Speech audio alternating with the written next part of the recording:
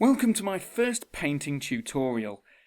I've been painting minis for years, so it seems time to share a few tips to those who are new to painting or just need some help with a project. First, I'm painting a Lord of the Rings Warrior of Minas Tirith. It's a personal favourite of mine. I start by dry brushing it Boltgun Metal, or LeadBelcher if you're using the new GW paints. Don't be afraid to cover the whole model, we'll be painting over everything else anyway. These early stages can be done so quickly, so there's no point wasting time. Precision comes later.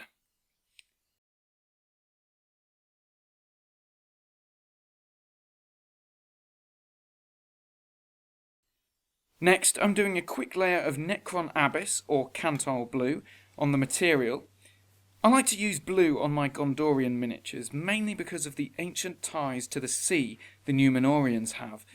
There's a lot of history in the Lord of the Rings universe, so you might as well use it for linking up those paint schemes to that history.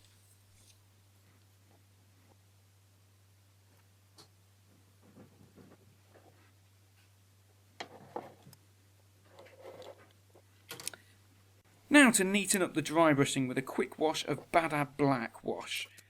Make sure you focus on that lovely tree and the detail in between armour plates, and of course the little wings on the helmet.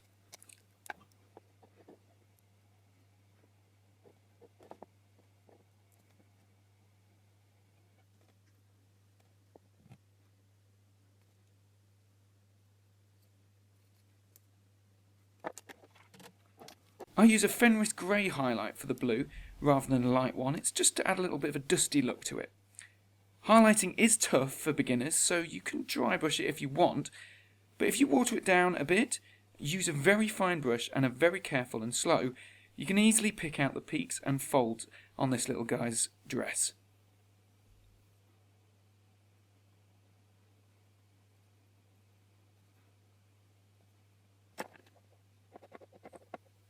This is by far the most important detailing on the model. Without Scorched Brown or Rhinox hide breaking the silver up, the model just looks really boring, so be careful and don't miss out any straps. I'm also painting the boots and the hair Scorched Brown.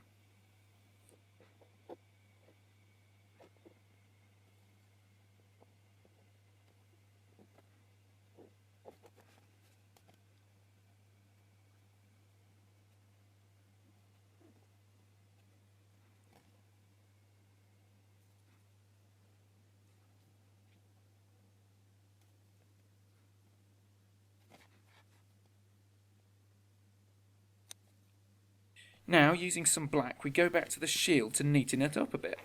Use your finger to wipe anything off the shield's little motif.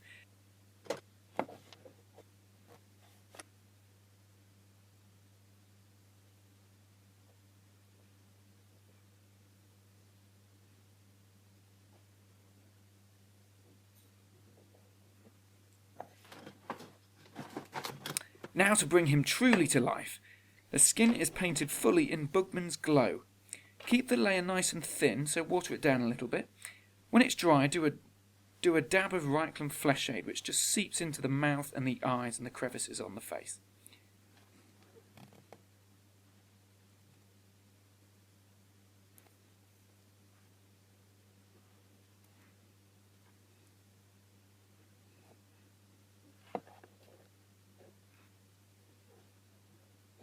Then for gold detailing, I use the new Retributor armour paint. I'm a real fan of it, actually. It's a real rich and shiny one, which goes perfectly straight onto black. So I'm painting the handle of the sword and the buckle in gold. Now some minor skin highlights with Talon Flesh or Cadian Flesh Tone. Mainly go for the cheeks. You don't want to have too much on here, otherwise none of the shadows will show through. Another wash of Badab Black is useful after you've quickly highlighted some of the metal with chainmail or iron breaker. It just helps to bring out the details again after you've brightened everything up a little bit. Now to the whites of the eyes. I make a mistake here, but that's okay. It's easily remedied with a bit of flesh tone or silver, depending on where it leaks to. Now to finish off, I use a black to dot the eyes.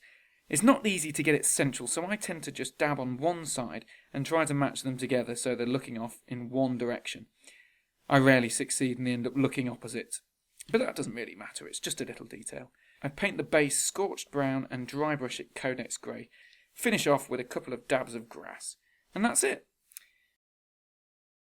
There's a link to the written painting guide here, so have a look at that if you missed a few steps. And if you have any questions, comment underneath. Thanks for watching.